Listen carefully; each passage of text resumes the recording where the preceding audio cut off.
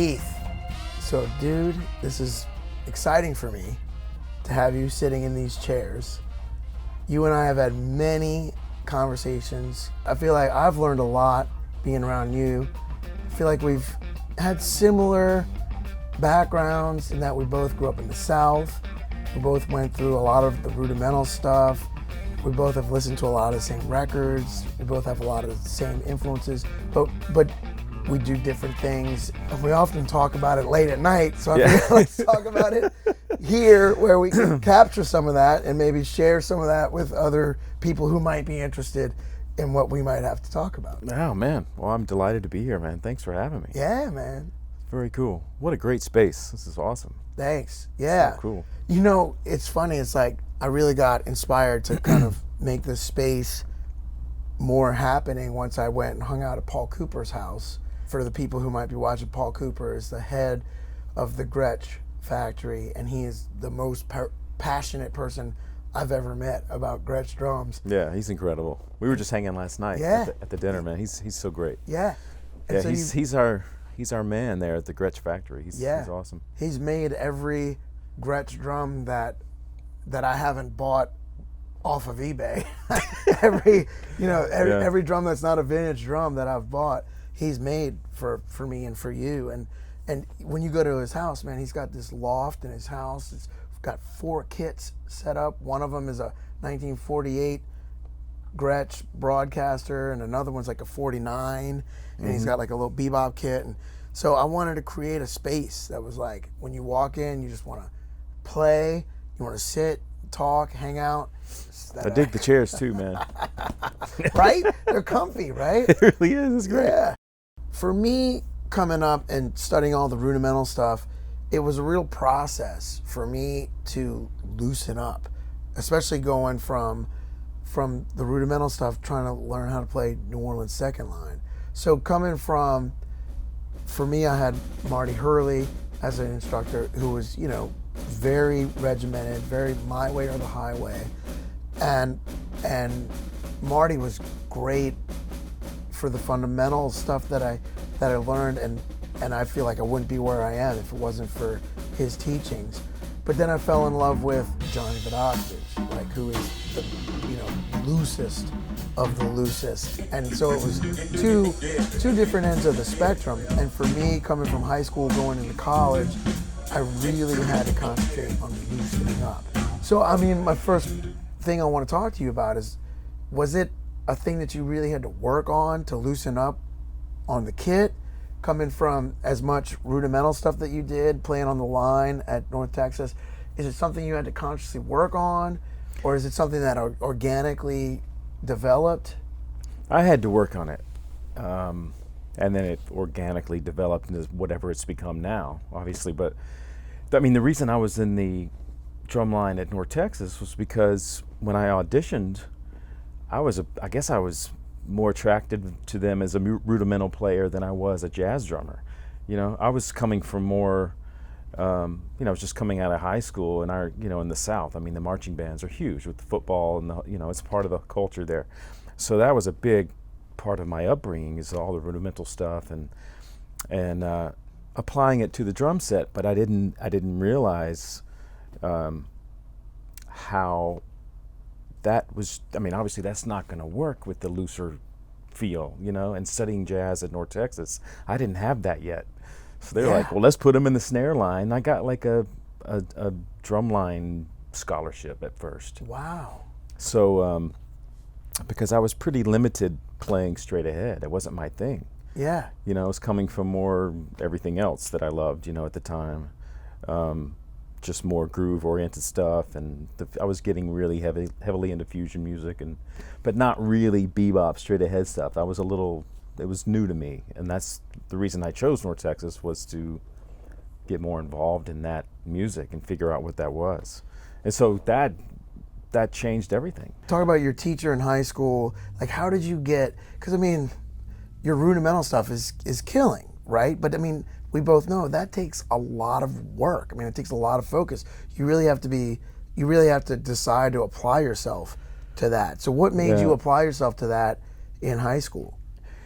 I think it was the band band programs were really serious. I mean, it was like taken really seriously. We went to competitions, and it was like we had to be good, and we were rehearsing before school, after school, every day, sitting in the line and just playing exercises after exercise. Did the same thing in college. I mean, I knew what that was when I got to college, because all through high school I was doing that. And I think it was just, it just was what I was given. I was in the school program. That was what you did, and it was, I fell in love with it. But I always separated that from the drum set. Like, I always felt like it was two separate things at that time, because although I guess I was applying Rudiments, but at the time I wasn't thinking so much about that. I kind of thought, okay, I'm going to be the snare drummer and I'm going to get this stuff together. But then when you're on the drums, it's just a different feeling. And I was playing in bands. I was always in a band too, growing up, so I guess I was just compartmentalizing. Okay, this is my band, rocking out thing, and then over here is where I'm more, I got to be more military and get this stuff together too. I felt like, okay, this rudimental stuff is holding me back from being as loose as I want to be. So I decided not to pursue a snare line in college. I don't want to spend my summer in between high school and college tightening up. I want to spend it loosening up. Yeah. I got the position to play in the big band at Loyola, right? So Brian Blade was there. He left and went to UNO. So then I came in and won that audition, right? So I had to figure out how to play fast ride cymbal time, and I didn't have it together yet. So I'm sitting there trying to play with this as my fulcrum, right? And then that was stiff and didn't feel fluid. So then I started experimenting with this as my fulcrum. I was just trying to figure it out any way I could. So then I come up with this as my fulcrum. Then I started realizing like other players who play with a loose open grip would use this as their fulcrum. It totally helped me play fast ride cymbal time in a more fluid way. So I started focusing on that, and it really helped me loosen up, especially when I'm playing buzz rolls. Like, if you want the front of the stick to move and buzz, well, guess what? The back of the stick has to move too. So I was totally fine with that for years, coming out of that regimented rudimental approach.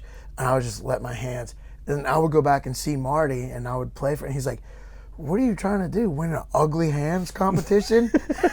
Did you find yourself having to kind of figure out that?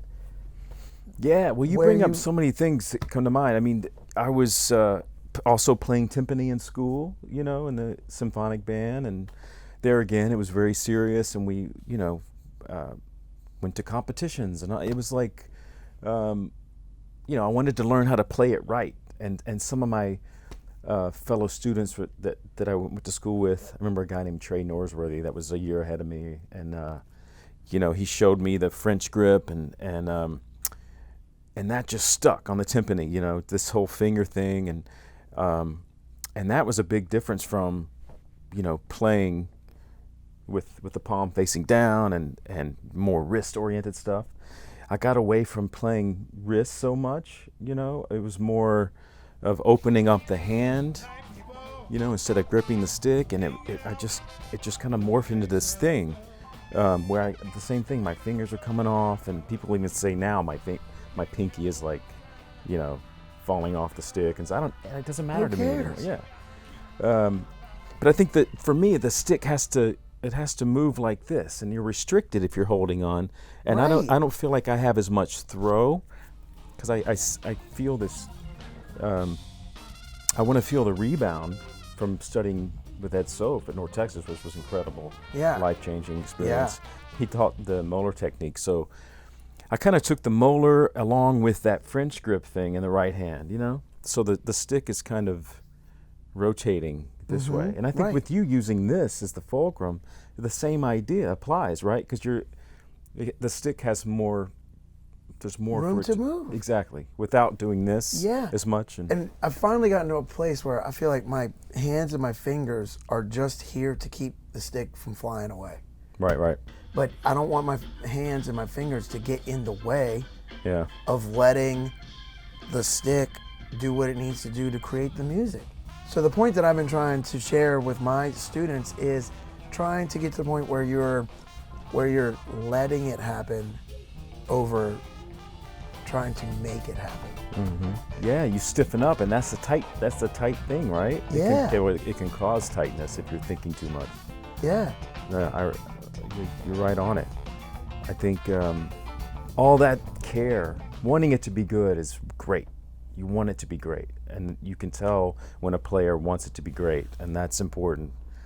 But letting go and trusting yourself and just saying, okay, I've done the work, that care is there, just You gotta let it happen. relax. And you know, my favorite drummers, man, like Shannon Powell, Herlin Riley, right?